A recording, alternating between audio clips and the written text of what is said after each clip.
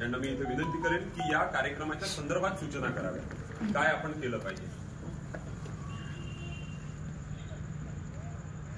जे सूचना आल्या त्याचं मी स्वागत करतो, पण जो समाज आपला इतिहास विसरतो तो समाज इतिहास घडू शकत नाही हे लक्षात असलं पाहिजे. म्हणून इतिहासावर आपण बोललं पाहिजे. ज्या समाजाला इतिहास माहित नाही तो समाज इतिहास घडूच शकत नाही हे आजच्या माध्यमातून मी या ठिकाणी आवाहन करतो. भाऊंनी बद्दल सांगितलं की इतिहासावर बोलू नका, पण इतिहासच माहित नसला तर तो समाज इतिहास काय घडवणार. म्हणून हे मी शब्द बोलतो आणि आता माझ्या प्रास्ताविकाला मी सुरुवात करतो. विश्वाला शांतीचा संदेश देणारे तथागत भगवान बुद्ध या दोन छत्रपतींना घडवणाऱ्या राजमाता जिजाऊ, महाराष्ट्राचे कुलदैवत छत्रपती शिवाजी महाराज, अनेक लढाया 18 पगड जातीच्या भरोशावर करणारे आणि एकही लढाई न हारणारे छत्रपती संभाजीराजे, महात्मा ज्योतिबा फुले, माता सावित्रीबाई फुले आणि छत्रपती शिवाजी महाराजांनी रयतेचं राज्य निर्माण केलं. त्या रयतेचं राज्य डोळ्यात समोर ठेवून संविधान निर्माण करणारे भारतीय राज्यघटनेचे शिल्पकार विश्वरत्न डॉक्टर बाबासाहेब आंबेडकर, स्वच्छता आणि रात्री कीर्तनाच्या माध्यमातून प्रत्येकाचं मन स्वच्छ करणारे संत गाडगेबाबा, छत्रपती शिवाजी महाराजांचे गुरु आणि सगळ्या संतांच्या विचारावर चालणारे संत परंपरेच्या या सगळ्या संतांना मी अभिवादन करतो आणि जमलेल्या सर्वांना मी जय शिवराय, जय जिजाऊ, जय भीम करतो, सलाम अलैकुम करतो. आज मराठा सेवा संघाच्या माध्यमातून जे जातीय सलोखा मीटिंग या ठिकाणी निर्माण केली, प्रत्येक जाती धर्माचा व्यक्ती या ठिकाणी महासाहेब जिजाऊ हॉलमध्ये रेल्वे स्टेशन या ठिकाणी उपस्थित आहे.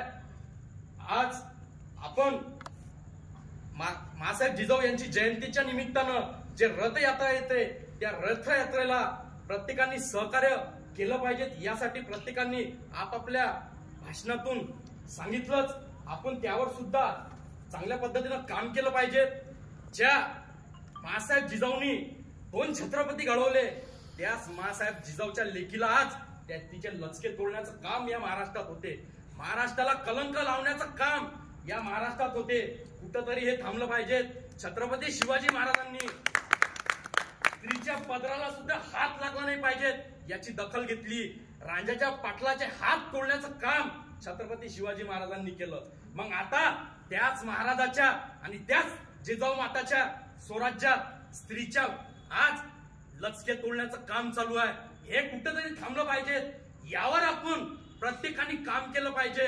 हे आजच्या माध्यमातून मी विनंती करतो की ज्या रयतेच्या राज्यात स्त्रीच्या पदराला आणि शेतकऱ्याच्या डेटाला सुद्धा हात लागता कामा नये याची दखल छत्रपती शिवाजी महाराजांनी घेतली. पण त्याच महाराष्ट्रात शेतकऱ्याच्या 3000 आत्महत्या झाले, त्यावर कोणताही नेता बोलायला तयार नाही. त्या आज छत्रपती शिवाजी महाराजांनी रयतेच्या राज्यात एकाही स्त्रीच्या पदराला हात लागला नाही पाहिजेत म्हणून, पण त्याच राजमाता जिजाऊच्या लेकीच्या लचके तोडण्याचं काम या ठिकाणी चालू आहे. यावर आता कुठेतरी आपण काम केलं पाहिजे आणि जातीय सलोखा हा महाराष्ट्रात कायम आपण ठेवला पाहिजे. देशाची परिस्थिती अतिशय बिकट दिवसांदिवस होत चालली, त्यावर कोणी बोलायला तयार नाही. या देशात मोठ्या प्रमाणात या राजकीय लोकांनी महापुरुषांची विचारसरणी मिटवण्याचा अजेंडा राबवला. म्हणून त्या महापुरुषांच्या विचारसरणीला खऱ्या अर्थानं आपण समोर नेण्याचं काम केलं पाहिजे. या देशात जरी काही जिवंत असतील तर ते फक्त महापुरुषांचे विचार जिवंत आहेत, अन्यथा सगळं नष्ट झालं. मोठ्या प्रमाणात स्त्री जातीला आज देवधर्माच्या लचंडात निर्माण करण्याचं काम या ठिकाणी चालू आहे. स्त्री जातीला डॉक्टर बाबासाहेब आंबेडकरांनी ज्या पद्धतीनं भारतीय संविधानाच्या प्रत्येक अधिकारात कलमात अधिकार दिले, त्या बाबासाहेबांचा सुद्धा आजच्या स्त्रियांनी आदर सन्मान केला पाहिजे. छत्रपती शिवाजी महाराजांनी इथल्या प्रत्येक स्त्रीला पदराला हात लागता कामा नये याची दखल घेतली. म्हणून ते कोणत्याही जाती धर्माचे असतो त्या स्त्रीने सुद्धा महापुरुषांची विचारसरणी, छत्रपती शिवाजी महाराजांची विचारसरणी डोळ्यासमोर ठेवली पाहिजे. हेच आजच्या माध्यमातून आम्ही विनंती करतो. आणि आज या मीटिंगच्या माध्यमातून मी एवढीच विनंती करतो की या ठिकाणी भाऊसाहेब पंजाबराव देशमुखाचा फोटो आहे, महात्मा ज्योतिबा फुलेंचा फोटो या ठिकाणी असला पाहिजे.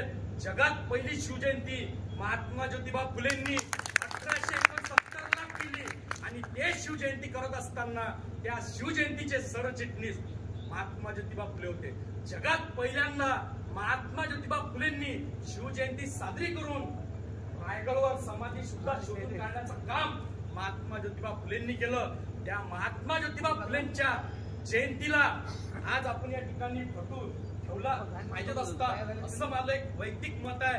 आणि आज या मीटिंगच्या माध्यमातून मला जे बोलण्याची संधी दिली, एक मी आणखी सगळ्यांना सांगू इच्छितो की महाराष्ट्रात ज्या रयतेचं राज्य छत्रपती शिवाजी महाराज गेल्यानंतर टिकून